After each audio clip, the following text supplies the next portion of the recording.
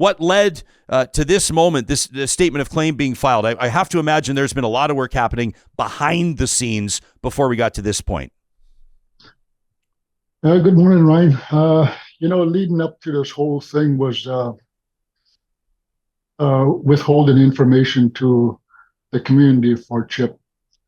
It went on for 9 months, being unreported, and we don't know how much longer it's been leaking before that, because we got reports that it's been leaking longer than 9 months as reported. So, the AER failed. They refused to notify the community.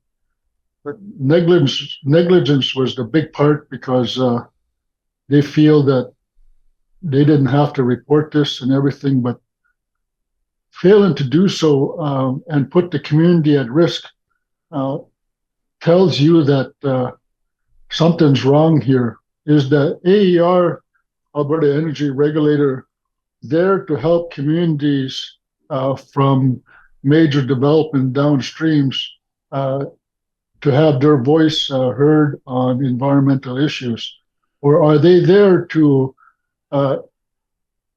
expropriate land and take up Crown land and use it for either for agriculture or for development? Because it seems like the AER does the Alberta's deeds for them.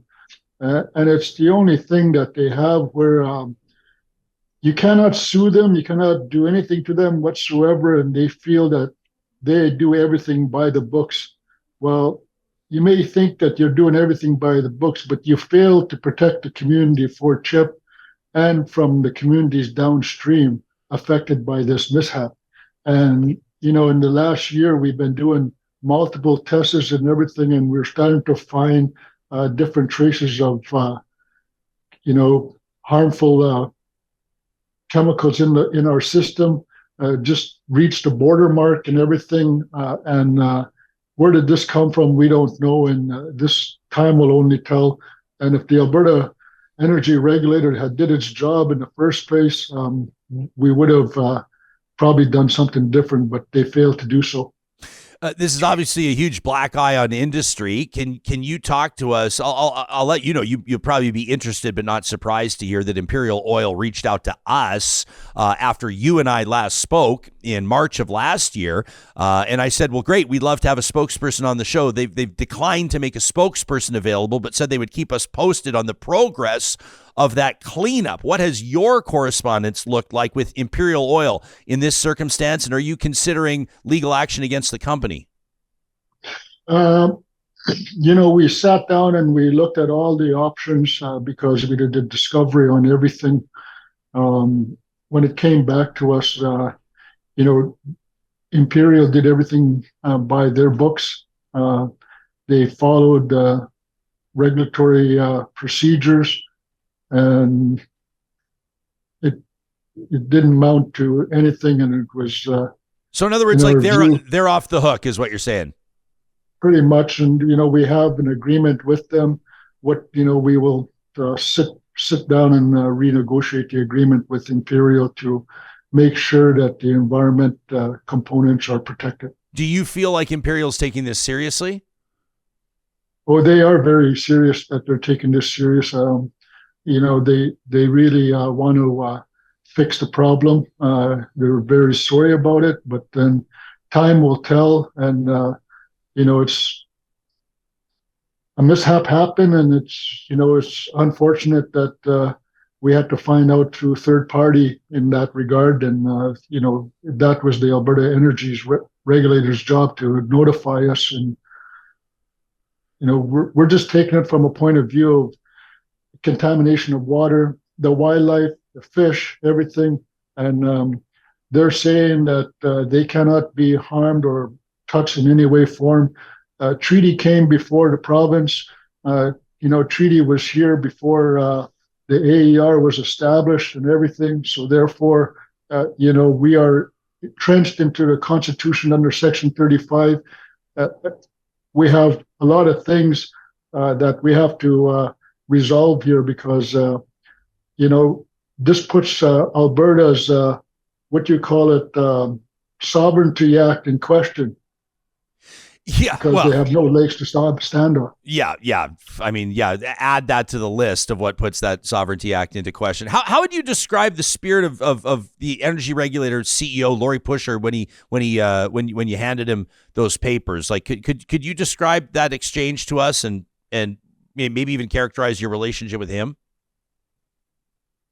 After this incident happened with Imperial, Lori Fish Pusher, got on the phone and started calling me and giving me regular updates about what is happening and also what was being done on the Curl mine site. And then he started also, you know, doing what they're supposed to do, but a little too late in our view. The community is very concerned, still concerned, and we have no answers because when we brought this story out a year ago, they said that they will come to us and give us the answers that we've asked Imperial back in the day when they came to the community. All Lori did was that I'll take this down and I'll come back and give you the answers. That's a year later. So what does that tell you? They do more for a cover up than they will do to notify the community. And still today, we don't know the severity of the impact that's occurred in our traditional territories. It's still leaking today, which was said because they cannot stop it. You said it's still leaking today? Yeah, it's like the mine, the dike itself would continue to leak. It's designed to do that. If not, it'll collapse on its own. So it still leaks, but it's still leaking outside of the berm and everything. But they're recovering as much as they possibly can and putting it back into the tailings pond. I see. So we'll note that none of the allegations have been proven in court. However, the documents show a spill of over 5.3 million liters of toxic chemicals, the failure of 4 tailings ponds. Obviously, this is very relevant and hugely concerning to you and members of the Athabasca Chipewyan First Nation and members of your community, but it obviously should be concerning to anybody for many different reasons, not just those that are downstream, but I would imagine that this also probably catches the attention of political leadership at a municipal, a provincial, a federal level. What has been the degree of interaction or the degree of interest shown, initiative shown by elected representatives at any of the 3 levels of government in Alberta or elsewhere since this happened? The Alberta government, well, they never came around because if they did, we wouldn't be going to court. The federal government, is monitoring the situation. You've heard that we went to Ottawa last April and gave our concerns in regards to what is happening in the area. We put Canada on notice that they are held equally responsible for what is happening here because they had to give the final approval to give the license for the Curl mine to operate, even though it went through the Alberta Energy Regulator here in Alberta. Where do you ultimately see this going? Does your community, are you looking to have that Curl mine shut down? What do you sort of ultimately best case scenario is that the leak never happens. Best case scenario is that members of your community have not been, overly, the statistics on cancer rates in your community, as you've described for us in past. People can look for our April 28th, 2021 interview where we talked about that. But what is best case scenario, all things considered today? What we're looking at is that we're looking for community-based monitoring. We want our people on the ground. We want to do the monitoring on all these sites where they have tailings ponds. We are moving down this direction. I think it'll be more better and safer for us if we have our own people on the ground and notify the community when things happen so they could try to correct the problem. right now we don't have that. So therefore, industry is self-monitoring themselves and everything. And when they start to self-monitor themselves in more ways than one, I guess they are a little bit too busy. More ways that, in other words, we cannot say that for sure, but there are some gaps there that fell through and was overlooked. We're just saying that if we have a community-based monitoring program where we, from the Athabasca Chipewyan First Nation, people on the ground on these sites and everything to make sure that the operation is continuing to run smoothly like it's written in their permit issues. We've got some interesting, I'm way out of my wheelhouse here, Chief Adam, so I don't know, I'm not a legal expert, obviously, but we've got some people in our live chat that are watching this that do have it, like the founder of the Polluter Pay Federation, Mark Doran's in here. We got some other people talking about past court action, and it sounds to me, I don't know if I'm right or wrong here, that the regulator may be protected with some sort of immunity here, that maybe court action against the regulator is not the way to go here. I don't know. I'm sure you've got different legal advice on that. Maybe you could comment on that, like who's representing you and what courses of action were suggested before you made this decision. Are you willing to talk about that? I mentioned that earlier in my statement that Alberta Energy Regulator is protected by the Alberta government. That's why I said that we have constitutionally protected rights under Section 35, which the Alberta Energy Regulator don't have. Prove me wrong if they do, and then I'll prove you wrong in the court of law again. Randy Thunderhorse is in our chat. He says, can anyone explain to me why the Alberta Energy Regulator flies into Fort Chip with their own case of bottled water? Okay, interesting comment there from Randy. Do you, when you launched, this is pretty dramatic on Tuesday night, the video that was shown of you serving those papers, it's kind of like this movie moment. And I saw a lot of people reacting strongly online.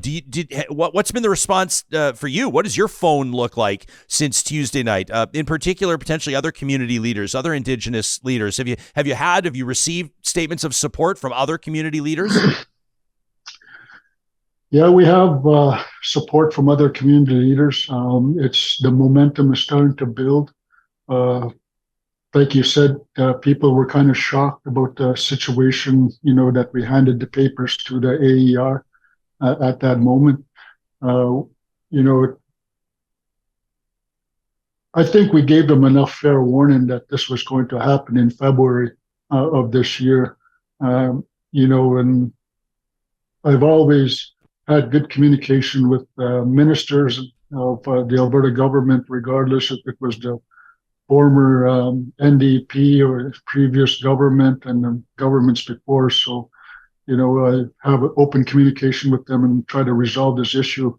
And I've always kept them notified that we'll be going to court soon. We don't resolve it, so that's where we're at now. Yeah, I'd be curious to see how far this makes it down the line. Public opinion on this is big as well. It's something happening in Alberta right now, right? It's obvious. You look at the fire that was lit under people. I think the story involving your community, that toxic leak. I think obviously people looking at coal mining, coal exploration on the eastern slopes, and it's interesting because you have a province here, a big picture, 4.5 million people, including Indigenous communities, First Nations, to whom the energy industry, big picture, has been huge and has been very important. And you also have people that are looking at the future. They're even looking toward this spring and the water basins and the reservoirs that are dry. And they're looking at all kinds of factors. And it feels like people are, I don't know, there's a tide that's turning. There's public opinion that's swelling around matters of environmental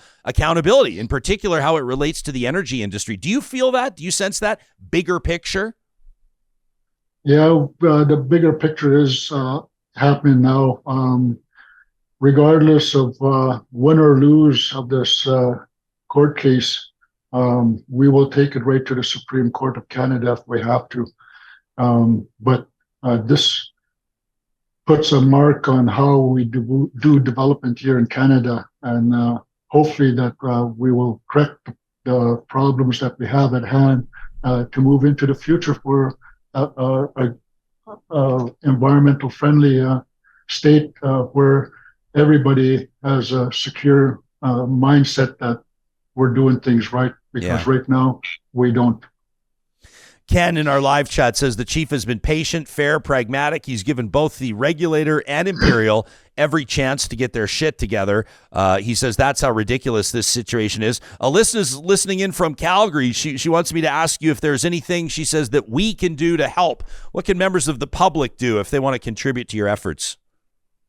What the public could do is, put pressure on your MLAs and make sure that they're being held accountable and that we fix this problem, because, just because that we are in one of the world's largest industrial movement here in northeastern Alberta, it doesn't mean that there are other gas wells, other oil things in southern Alberta.